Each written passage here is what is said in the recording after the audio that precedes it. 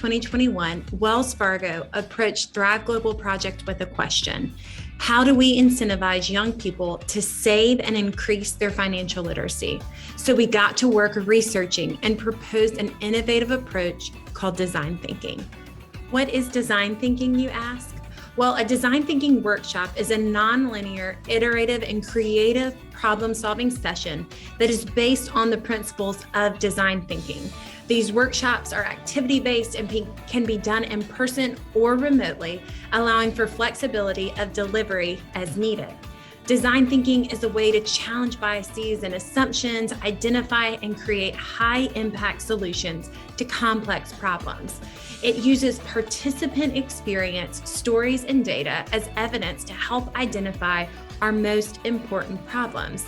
And ours, the one that we wanted to collaborate and work with Wells Fargo on, is financial literacy and incentivizing those savings for young people. Design thinking workshops should be held with participants that have firsthand experience in this problem that we were trying to solve with Wells Fargo. And so, for instance, this financial literacy and incentivizing low opportunity students allowed for the Ready to Thrive program graduates to come up with content that we could later use for our 2021 Wells Fargo Virtual Financial Literacy 101. From the design thinking perspective, it's critical that we understand the problem we're trying to solve and not just creating the solutions in traditional manners that may not engage students, and also be able to present financial literacy curriculum in a way that is most impactful for them. By adding this design thinking focus group, not only were we able to embed a racial equity lens into our programming, but also be able to tap into their lived expertise to help determine the best ways to incentivize savings, financial literacy knowledge gaps, content for handouts and workshops, modules, and programming. I feel like people within their own communities understand that better than anyone else could. So I feel like a lot of community involvement would really be able to help in terms of understanding students and their stories and their financial goals and how those can be reached, and also working and having students work together in terms of forming support groups, as well as having mentors within the community as well who can provide them with that guidance. And also another thing that I was thinking about was sort of a social media-esque platform that has financial experts and students, because community shouldn't just be limited to who's in your area. I mean, there are people that you could share community with who may not be in your automatic area or space, but we all have similar interests or similar backgrounds that allow you to sort of bond. So in that sense of having something that's online, something that's virtual, something that allows you to speak with other students or speak with other people in your situation would probably be helpful as well. We are one of the very few organizations in Charlotte and really across the country that brings in this design thinking component to help plan and play out their programming. And that's why Wells Fargo came alongside us, because they were very excited about our approach to the design thinking model. And we felt like it was so important that myself and our Director of Development of Marketing, Catherine McLeod, went through design thinking and are now certified in design thinking so we can implement this into all of our programming. We hired out a facilitator to help us with this first pilot, and you will hear from her, Amy Kate Wilkins, right now. Thrive Global Project is shifting the narrative and choosing to view problems from different perspectives. They found a way to put student voice at the forefront of problems society faces. Through the process of design thinking in a workshop held this fall, they centered conversation around student perspective and student problem solving. Student voice matters.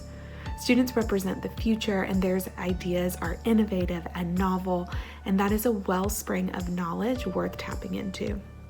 As facilitator for this fall's design thinking workshop, I saw firsthand how Thrive's innovative initiative served as a gateway to amplifying student voice.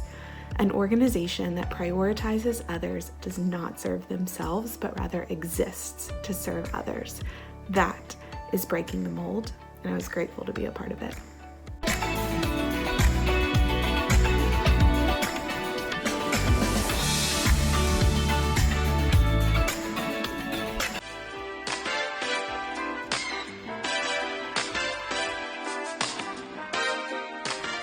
My name is Aaron Randolph, and I'm Executive Director of Carolina Youth Coalition, better known as CYC.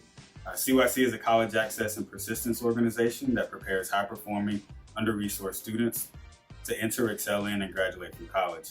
And learned about their mission to provide educational resources to under-resourced students, and knew immediately that it was a great partnership and relationship for what we have, and completely works in tandem with our mission work. So we're proud to partner with Thrive and really believe in what they do, and glad to have them a part of our team.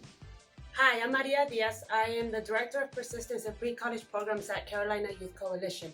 I support our students in persisting through college, excelling, and graduating. One of the most difficult barriers that first-generation college students can face is their transition from high school to college. Due to our partnership with Thrive Global Project, we were able to offer the Ready Thrive Summit, which offered a series of super important sessions that included mental health, adapting as a first-generation college student, and financial workshops that helped our students transition successfully from high school to college. As a first-generation college student, I can personally say that the Thrive Global Project has provided me with not only financial support, but also mental support. Before entering college, I was in a consistent battle with my mental health. There was never a time when I wasn't anxious or I didn't overthink. While some of my worries came from my personal life, most of them were about college. I didn't know how I was going to receive enough money to attend school and provide for myself. I also feared being away from home and being unable to connect and relate to new people. While therapy was an option, I didn't have any motivation to go. I also didn't think I was going to be consistent nor be able to verbally express how I felt. It wasn't until after attending my first Thrive Virtual Summit in July that I realized people are around to help me. During the Thrive Virtual Summit, I attended 3 workshops. The first one focused on stress reduction. Throughout the workshop, I learned new ways to make my well-being a priority. I also learned about self-awareness, self-care, and how to eliminate stress, which was something I needed at the time. The second workshop focused on financial literacy. During this workshop, I discovered new ways to budget and handle my money responsibly. The final workshop was centered around succeeding as a freshman in college. During this session, I found out new ways to get involved and how to cope with going to school during a pandemic. After attending the virtual workshops, I received a $500 scholarship. 2 months ago, I attended the second Thrive Virtual Summit. During each workshop, I felt comfortable talking about my problems, discovered more about myself, and ultimately gained new information and tips about opportunities that will help me succeed as a first-generation college student. Ultimately, I am extremely grateful for all that the Thrive Global Project has done for me. Not only have they allowed me to connect with others, but they have also ensured me that I have support and guidance, regardless of anything. At CYC, our mantra is every dream needs a team, and we're proud to have Thrive Global Project as a partner and a trusted member of our team. Thank you, Thrive. Thank you, Thrive. Thank you, Thrive. Thank you, Thrive. Thank you, Thrive.